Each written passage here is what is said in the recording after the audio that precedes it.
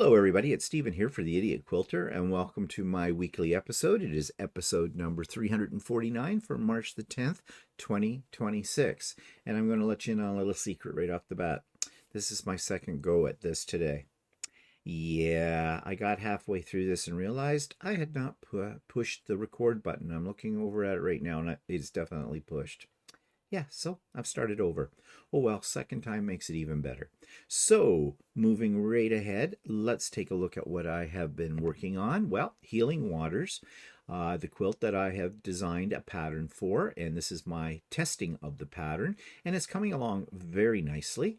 I'm very pleased with it so far. I was a little worried about the fabrics being a little too busy, but actually I think they're working out very nicely. Now, this is not done yet. I have another round of rows and columns to go, and yesterday I finished those, but I haven't attached them to the quilt yet, and that's my plan for today. So you may, on So Chatty this week, actually see what it looks like at that point. So we're getting there. The other thing I've been working on is the African Safari Table Runner. That's an In the Hoop project. I've shown you some of these pieces before. Well, I have more of them done now. And I think there's about 2 more pieces to go on this, and then I can put the borders on it and get it layered and the backing and the binding on it, and it's ready to go, and I'm giving it as a gift to the people who live next door to me because they just got back from Africa and they were on a safari. So yeah, and I am working on another project right now. I don't have any pictures of it to show you because I just started. But back a couple of years ago, we were in Berlin, Ohio, and we went to the quilt stores down that area. There's lots of them in that area. And I went to one called Lone Star, a little Mennonite shop. Actually, not that little. It's a pretty big shop, actually. So if you're in Berlin, Ohio, you should check it out, Lone Star. And I saw the Alaskan quilt. Now, you have probably heard about or seen the Alaskan quilt because it is a pattern by, and I always say her name incorrectly, so sorry about that, Edita Sitar. Anyways, I know I'm saying her first name anyways wrong. Sorry about that. I saw it on the wall, and they had a kit with all the fabrics, and then there was a specialized ruler that you needed to make it, and the book. And yes, it was a book for the pattern because it had more than just this pattern in it, but it didn't come as a separate pattern in their store. Well, maybe it did, but I didn't see it. I bought the book.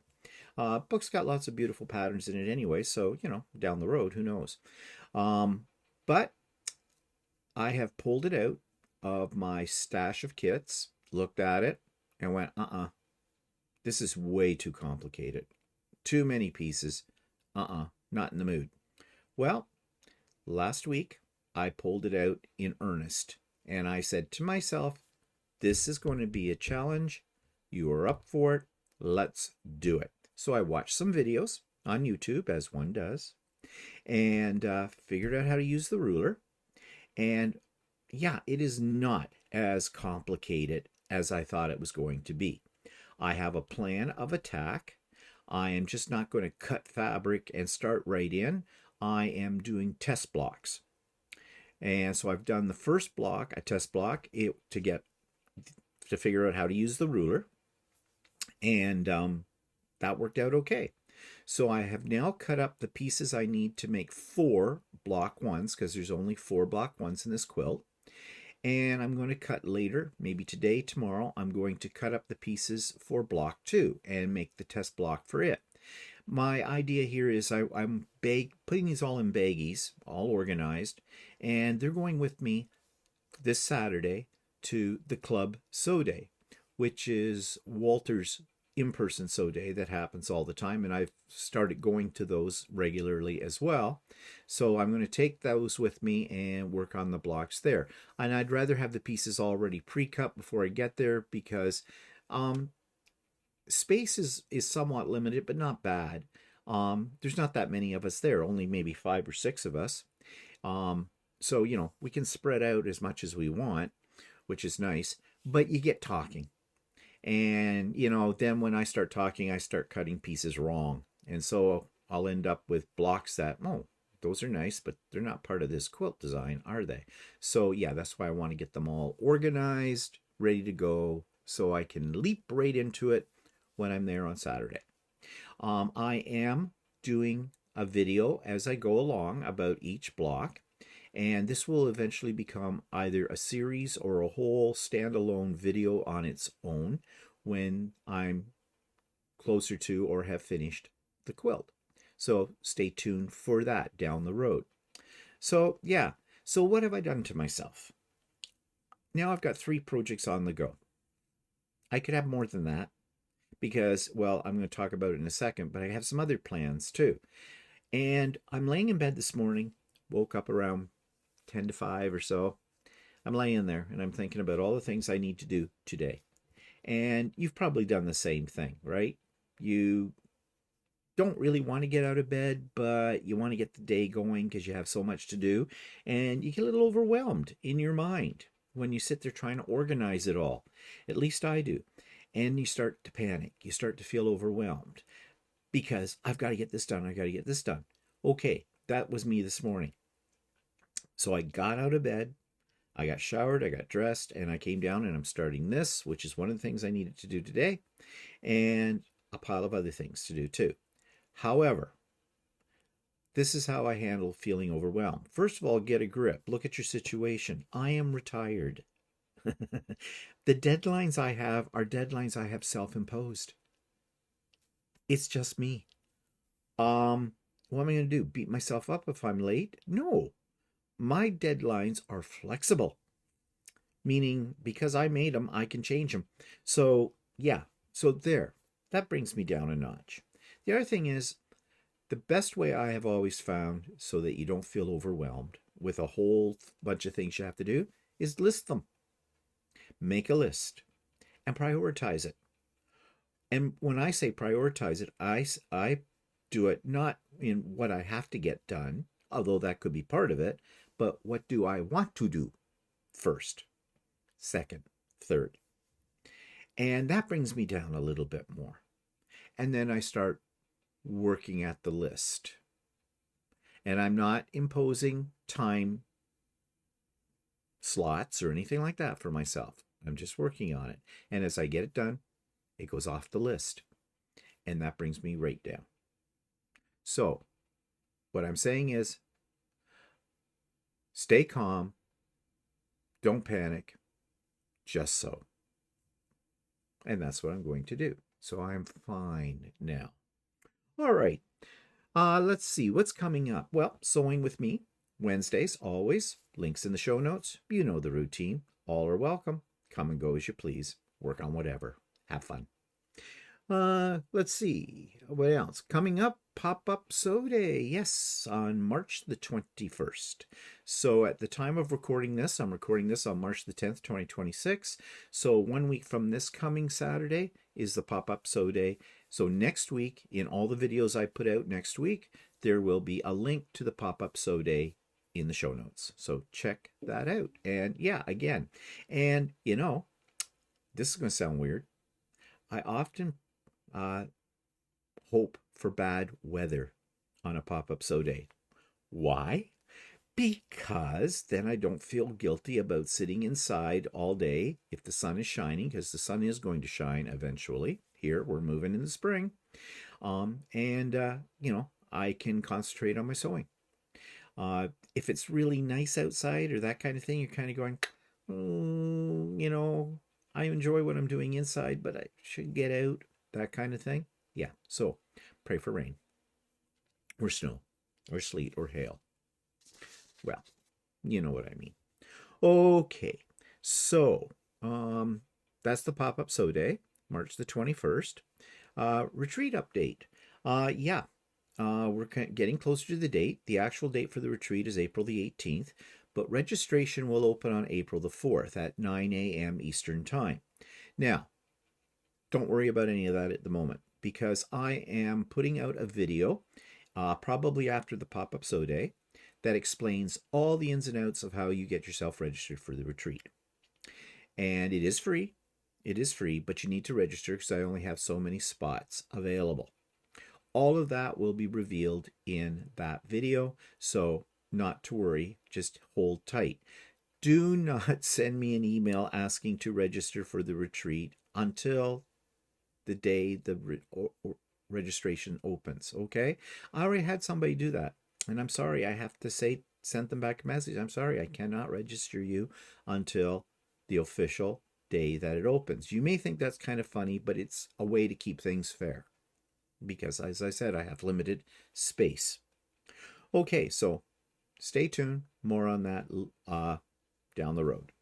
Okay, now I was a guest on The Guy Who Sews, that's Sean, Saturday morning lives. He has one every Saturday morning. If you're not familiar with Sean, you should be, and you should check out his channel, The Guy Who Sews.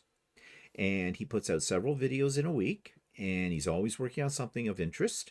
So yeah, do check him out. But if you want to see what one of his lives is like, the rebroadcast is up on his channel, The Guy Who Sews, and has me there. But every week he has a different guest on, and you get a chance to hear about and meet some other content creators you may not have known existed out there. So yeah, check that out. Oh, and one thing I forgot to mention too is another one of my friends, Russ of Quilt Meets World. He's having sewing shenanigans this coming Sunday. So if you're interested in that, it's like a pop-up sew day, except it's shenanigans. And I don't know what shenanigans are, but it sounds fun. And it is fun because I usually attend as well, as many of you do too. So again, another opportunity for you to sew with friends. It is not a YouTube live. It is a Zoom link, as are my pop-up sew days and retreat. So if you go to Russ's channel, Quilt Meets World, you will find in his show notes a link for his sewing shenanigans. Another event that's coming up this week is Walter and I are being interviewed on Becca of Sew Becca and Ian, the off-kilter crafter, always difficult to say, off-kilter crafter, on their podcast. I'm not sure when it will be broadcast, but we are scheduled to do the recording this Wednesday evening. And I sort of brought Walter along with me because I sent them off an email, said, do you mind if Walter's part of this as well? And they said, oh, no, sure, bring him along, because Walter's part of my brand, right? There.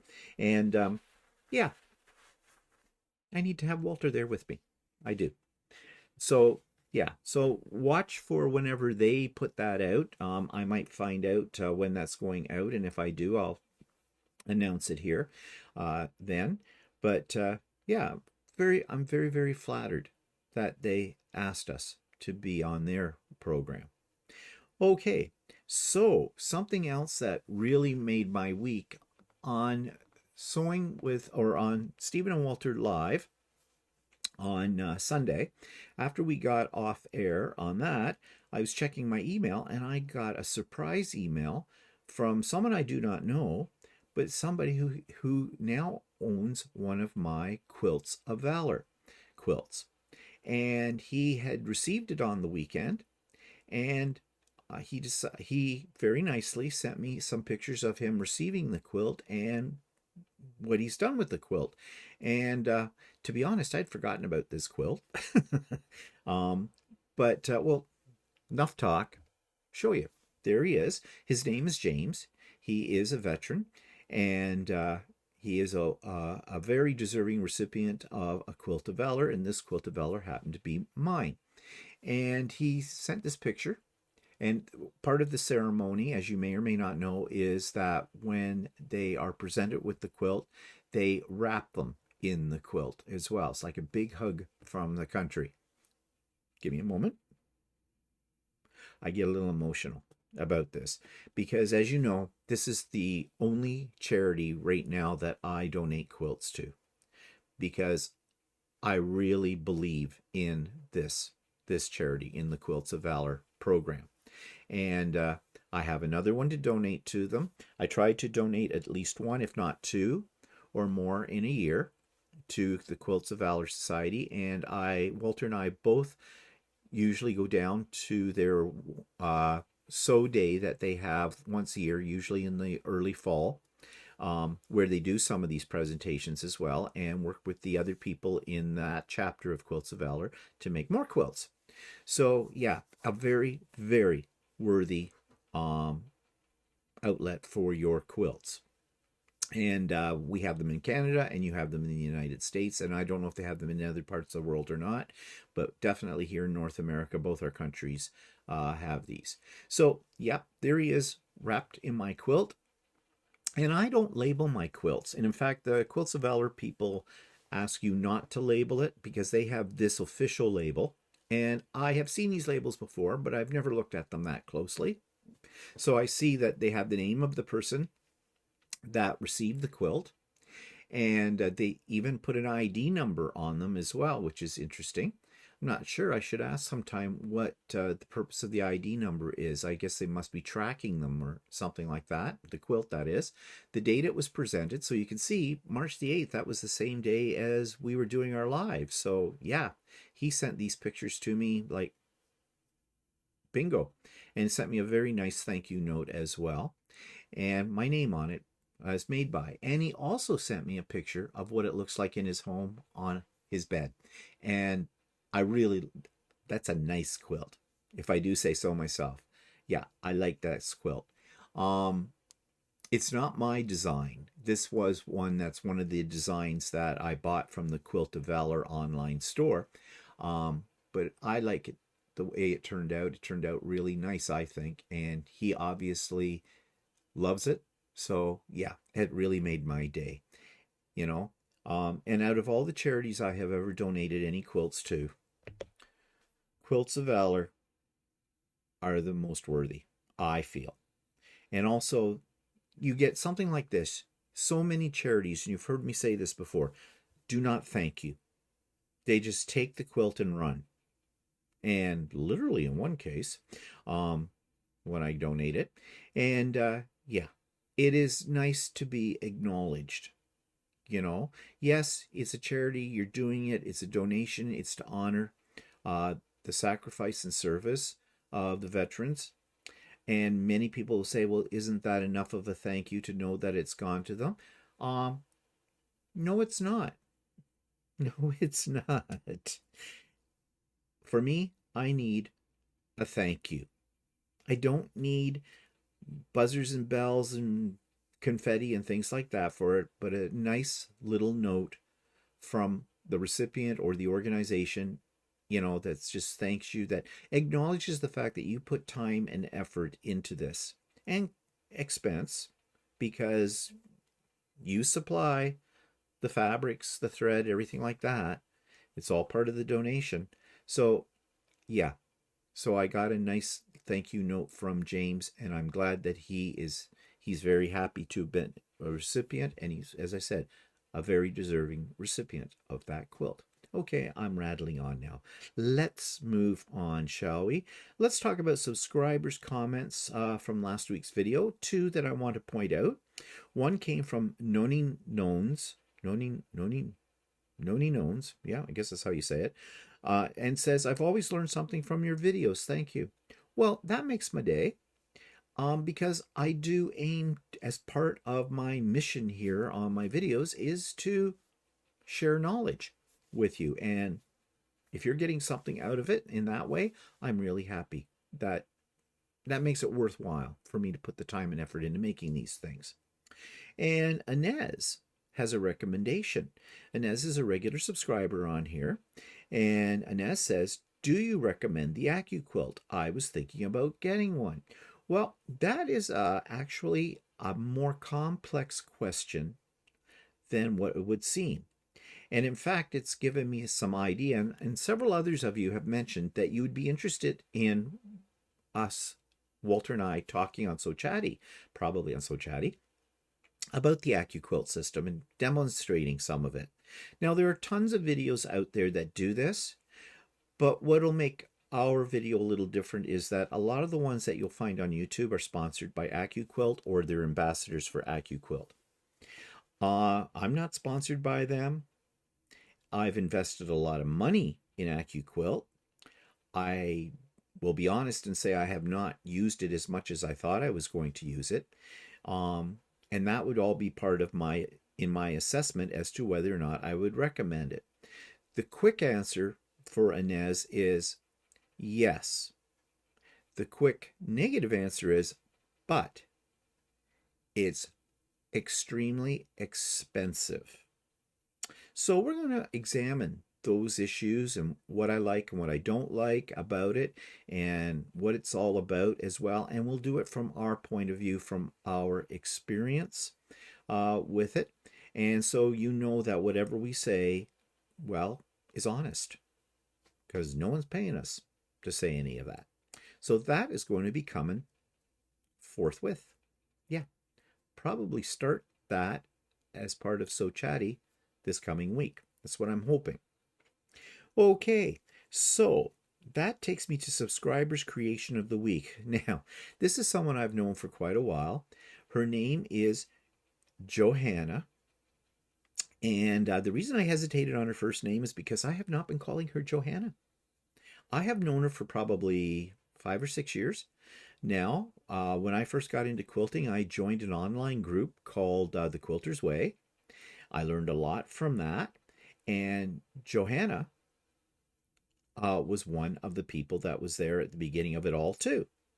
And since then, she has, been a regular subscriber to my channel and often comes to our sew days on Wednesdays and to the pop-up sew days and the retreat and everything like that.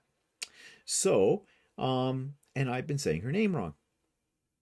So she corrected me last Wednesday, rightly so. I was calling her Johanna.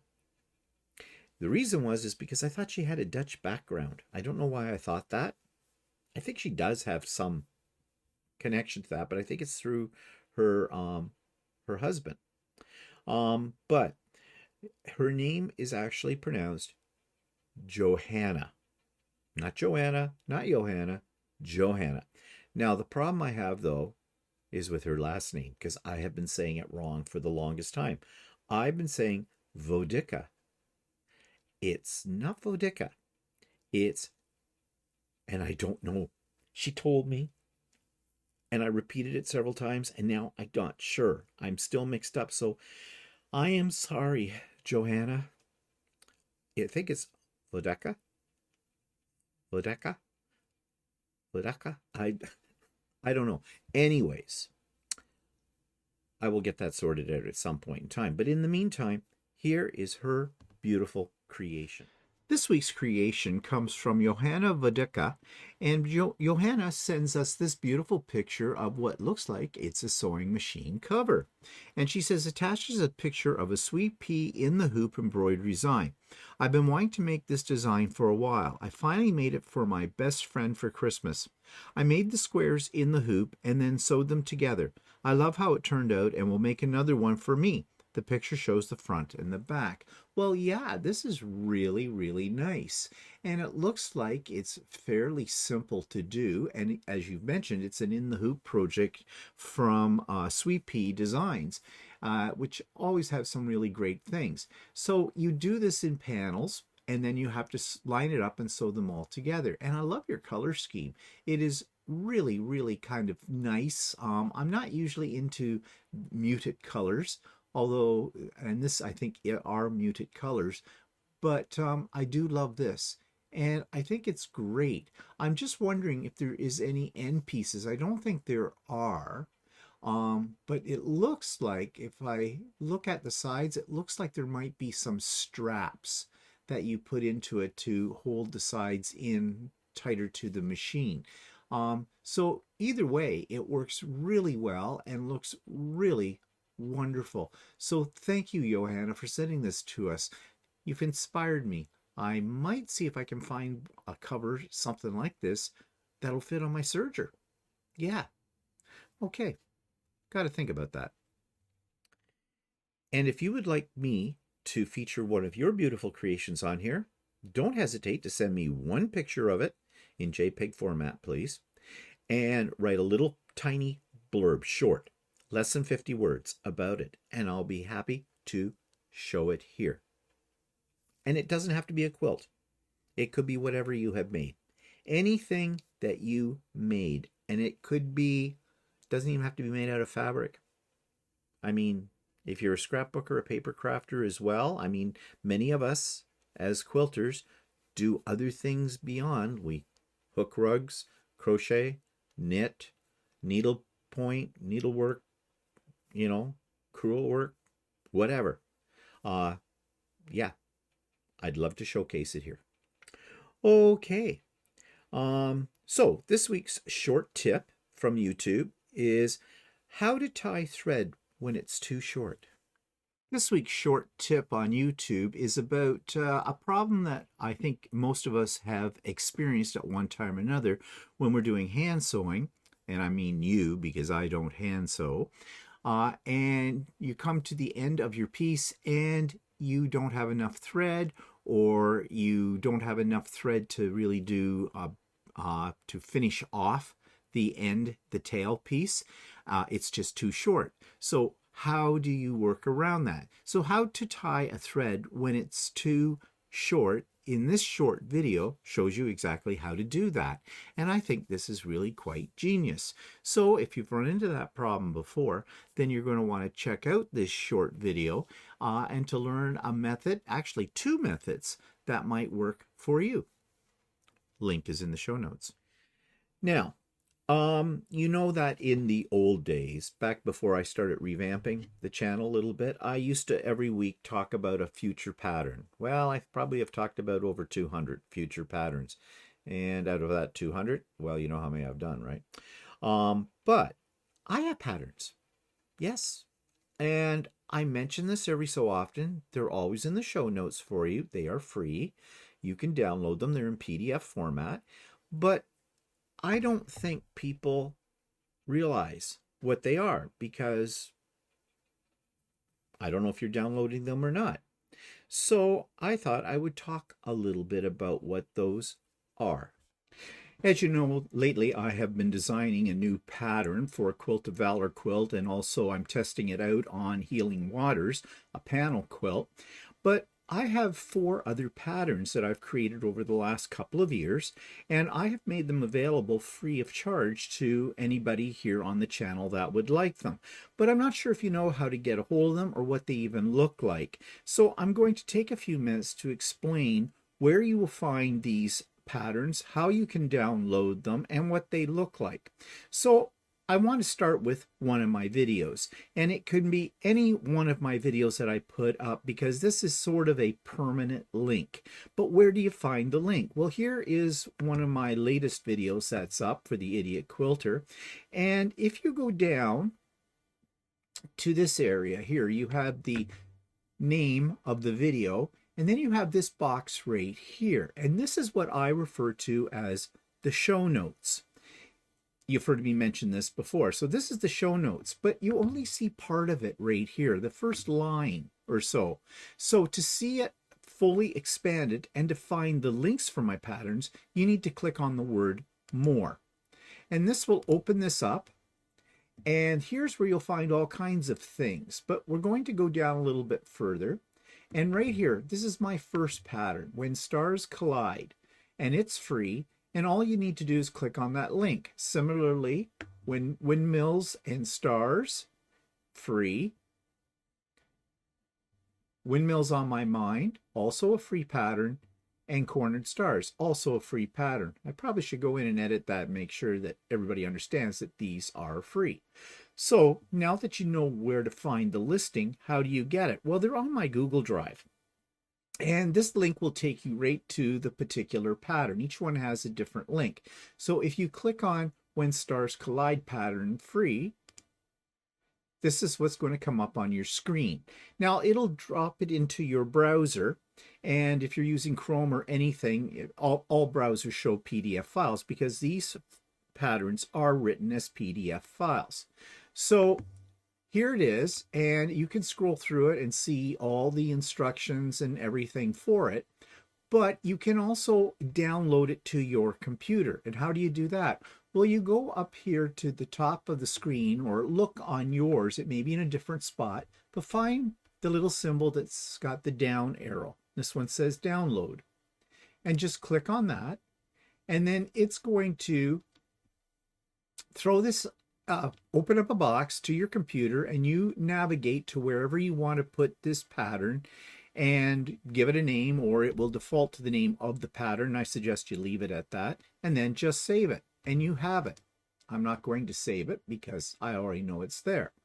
So that's all there is to it to get your own copy of it. Then you can either put it up on your computer screen or to read it, or you can print it out to your printer and away you go. Now, if you don't want to save the pattern, and I don't know why you wouldn't, because that would make it more convenient, you can always go up here to the little print symbol and click on that, and it'll send it to your printer and print it out.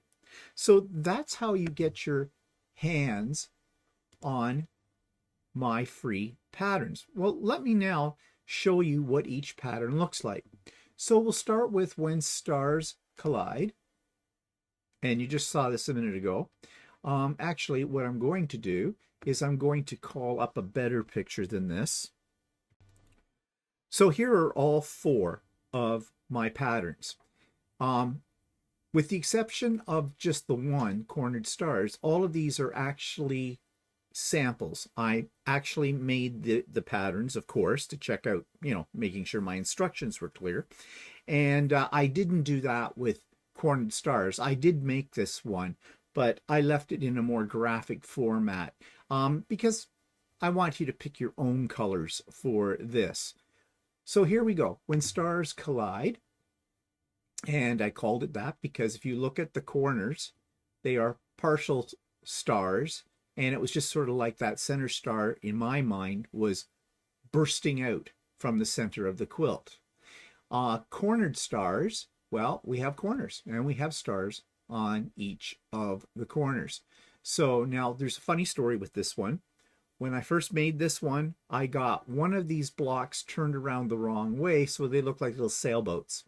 I actually finished the quilt and I quilted it, and I showed it a few weeks ago. I called it Stars and Sailboats, but it was a mistake, and I redid that one. And this is the one that I actually entered into the local fair, and I won second prize for it. Yeah, so that's a prize winner. Windmills on my mind. As you can see, why it's called Windmills, because there's lots of windmills. This is a great one for those of you that might want to do free motion quilting, because you've got some negative space up here that you could fill with a really nice design. None of these, well, with the exception of the 2 that are actual pictures of the actual finished quilts, whereas these are more diagrams from EQ8, you really can't see any. I didn't include quilting because everybody does their own thing, right, when it comes to quilting. And then, of course, Windmills and Stars right here. And again, another one that has a very detailed secondary panel in here. There's windmills, there's stars, but you also have these sort of diamond or pieces in between all of this. Now, I also included the sizes for these. None of these are huge quilts, as you can see, 50 by 50, 58 by 58, 40 by 40. This one, I guess I didn't include the size on the cover, but the size is in the pattern itself with it, and it runs about the same. It's about 50 by 50 too. So they're not huge quilts, but with a little imagination, you could make each one of them a little bigger without too much of a problem. So yeah, those are my 4 patterns that are available free of charge, soon to be joined by my latest one. And actually, my latest one is actually going to be 3 patterns, all the same pattern, but different variations that you can do.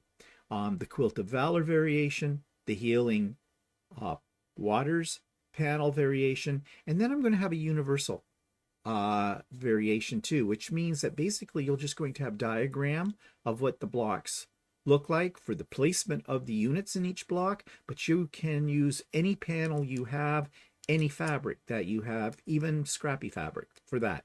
That's coming out in another month or so. It's still working on it. As you can see over my shoulder, it's there up on my design wall. I'm still working on it. But that will become a free pattern and will be available to all when that is done. So I want to go over this today because it is a resource I put up there, again, free of charge. One thing I do ask is if you do one of my patterns, if when you get it done, if you can take a picture of it and send it to me so I can feature it here on an episode of the Idiot Quilter, I'd really appreciate that. I love to see what you will do with my patterns. So that's a resource. It's there for you. If you make one of my quilts, if you don't mind sending me a picture of your version of it, that I could feature it here on the Idiot Quilter as well. So yeah, so there's a resource for you. By all means, it's free. Go for it. Okay, so in this week's segment of Have You Seen This? This is from a subscriber, sent me a link to this. It's called the One Block Wonder Designer Program. Now, I have made a One Block Wonder before, and if you're not familiar with a One Block Wonder is, it's basically you buy a bunch of the same panel and you cut them all up and into wedges, and you rearrange them all until you get a pattern you like and sew them back together as hexagons, large hexagons, and you have a quilt. It's kind of an interesting technique. It can be a little confusing. I took a class actually on how to do it. Would I make another one? Well, probably not. Because I'll be honest, I didn't really enjoy the process. But the end result was pretty cool. But there is this program online. It's free for designing a One Wonder quilt. So here's my discussion about that. This week's contribution to what I think you might find interesting comes from a subscriber, Cheryl Mulder. And Cheryl wrote me this email. She said, "Good morning. I thought this might fit in with your new segment about items of interest to quilters. My local quilt shop, Yay Old Fabric Shop, and I've been there, that's in Stratford, Ontario, showed me this amazing online tool when considering fabric for a one block wonder or kaleidoscope quilt. I managed to download the link to my phone screen so it is quickly available when out shopping. When you open the link website, you locate the button, choose local image. I typically choose the option of my phone camera to take a photo of a length of fabric. An entire panel or a partially unrolled bolt works best.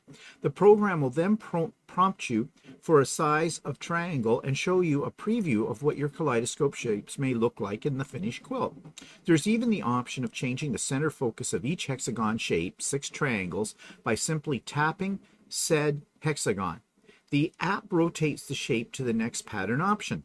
I've had a lot of fun with this tool. My sister and I often can be found playing with it in fabric shops. Disclaimer, I have not worked with it enough to make the scale accurate to get the exact layout suggested by the app, but it does give a good idea of whether your chosen fabric has enough contrast to give you an interesting kaleidoscope quilt. Happy quilting, Cheryl. Okay, Cheryl, so I explored this a little further because I have done a one block wonder before. And if you're not familiar with what a one block wonder is, and they're showing you this one book, this is the book that I bought to learn how to do it. But I took a class as well. And I believe at the time you needed 7 panels, all exactly the same.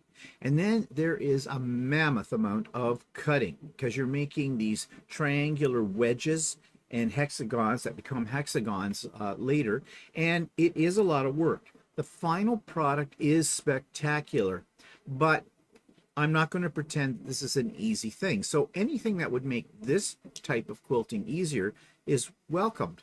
And so this is what the page looks like. It's oneblockwonder.com. I've put it in the show notes below for you to check out. And I got a little confused with Cheryl's email as to how you get into the actual part of the program that allows you to make the one block wonder with whatever fabric you want to use or panel. But I figured it out. You go to Design Helper, and it says here, choose a local image. You can drag and drop a local image here. This is a little confusing as well. Now they give you a sample right here. And below, there's the width of the image, triangle edge size. You can fill that all in or change it to whatever you want, and then you make the hexes. So I am going to drag in a panel, and I just have to find it here, so just bear with me for one moment. I think I'll use the one that I'm working on right now, although it's not a one block wonder. It is definitely a panel that will work. It's the one for the healing waters. I'm just finding it here. Here we go. So I've gone into my computer. You can't see that, and I'm just going to drag this in. And that didn't work. Okay. I had this problem before too. It's kind of confusing. I guess you put it up here. That's my problem. Okay, let's drag it up here. My mouse is not cooperating. Here it is. Put it in, and there we go. So there's my panel. So then I can go in here and put in the width that I want to use, and triangle size, edge size, 5 inches, 6 inches, whatever. Maybe I'll just change it to 6 inches. And yeah, I'm just going to leave everything like that. Make hexes. And so here it figures it all out. And this is what it looks like. So then you can do all kinds of things with it. You can, you see down below here, this is showing all the different pieces in that piece of pattern, in that pattern. But if you don't like that, you can arrange colors, toggle closer, turn all, randomize, etc. Now I don't know why I'm getting spaces here. I guess they didn't have enough to fill those in, but it'll give you an idea of what this is going to look like. It doesn't give you a pattern that you can cut out. It does show up here the areas that it's working with, but from here you can play around until to see if the fabric you have picked is going to work. And then I'm assuming that at that point you'll just go off and buy your 7 panels or enough fabric for this and do your cutting. You will need, though, the instructions from one of those books in order to do this. And it's saying, this information here, I'd have to look at it a little closer. But anyways, I thought this was kind of interesting, because if you've never done a one block wonder before, you might wonder what it's going to look like, or what it could look like, I guess, because you still have freedom to design.